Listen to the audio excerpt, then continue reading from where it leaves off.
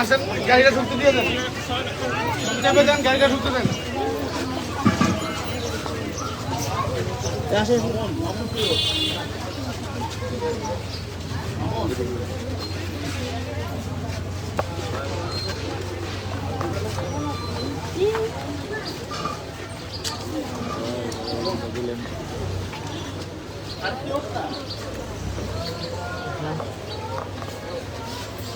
মাথায় লাগবে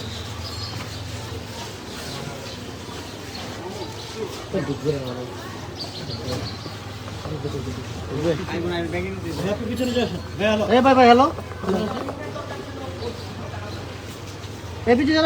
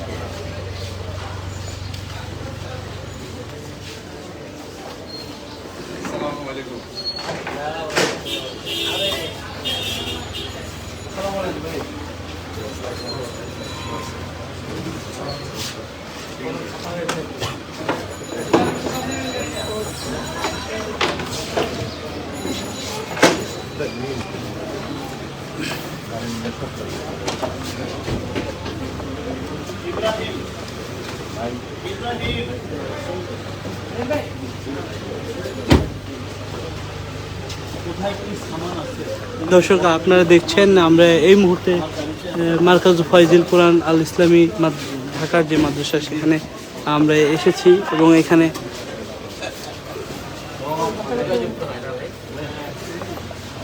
হাফেজ আনাস মাহফুজ সে নামলো মাদ্রাসা প্রাঙ্গণে। ভাই আমাকে তারা আছে কি কোনো? আচ্ছা তাহলে শুধু আগে 2 মিনিট সময় নেব, পরে খাওয়া দাওয়ার পর নামাজের পরে আবার ইয়ে করুন বিস্তারিত।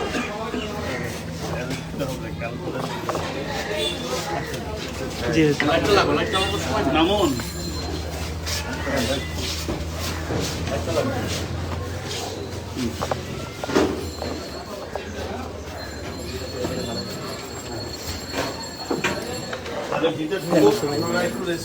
এখনই ব্যবস্থা করতেছি।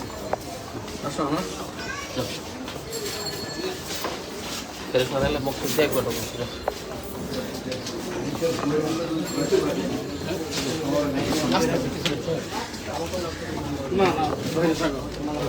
আপনি এখানে বসে চেয়ার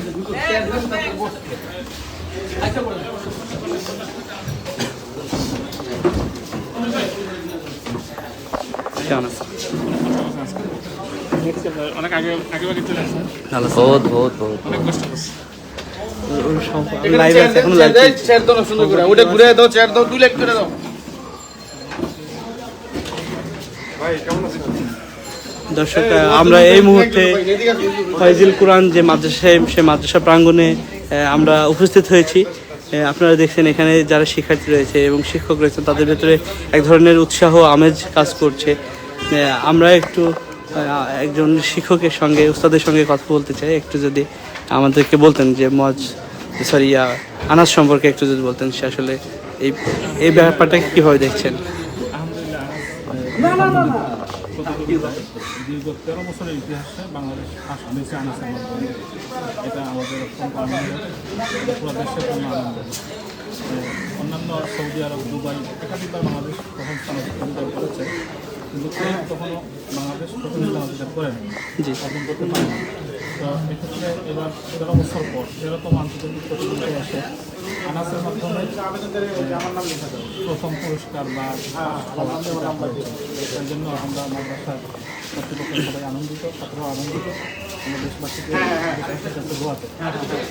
জি ধন্যবাদ। মুহতারাম যেমনটা বলছিলেন যে কুয়েতে এখন পর্যন্ত বাংলাদেশ থেকে যে প্রথম স্থান অধিকার করার ঘটনা কিন্তু এই প্রথম, যেটা মার্কাজু ফাইজিল তাহফিজ কুরআন আল ইসলাম যে মাদ্রাসা, সেই মাদ্রাসার কৃতি শিক্ষার্থী আনাস মাহফুজ সে সেই গৌরবটা নিয়ে এসেছে বাংলাদেশের জন্য। হ্যাঁ, আমরা তো ওদের অ্যাকাউন্টে বলো যে আমরা এই টাকাটা ওদের অ্যাকাউন্টে জমা দিব, কিভাবে দিব?